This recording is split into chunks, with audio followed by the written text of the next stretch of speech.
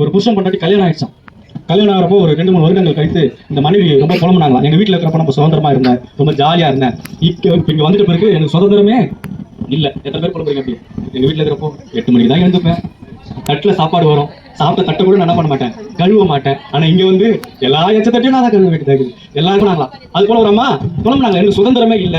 என் வீட்டுக்காரர் யாரும் என்ன பண்றாரு, எதனா சொல்லினே இருக்காரு, இது சரியில்லை அது சரியில்லை, இதை பண்ற அதை பண்ற இப்படி பண்ற அப்படி பண்ற, எனக்கு சுதந்திரமாவே இருக்க விட மாட்டாரு அப்படின்னு சொல்லிட்டு அவங்க வீட்டுக்காரர்கிட்ட போய் கம்ப்ளைண்ட் பண்ணாங்களாம். நான் எங்க வீட்டுல இருந்த பேர் இங்க என்ன பண்ணல, சுதந்திரமா இல்ல அப்படின்னு சொல்லிட்டு சொன்னா அவங்க வீட்டுக்கு என்ன பண்ணாரா, ஒரு நாள் பீச்சுக்கு கூட்டு போனாராம். எதுக்கு?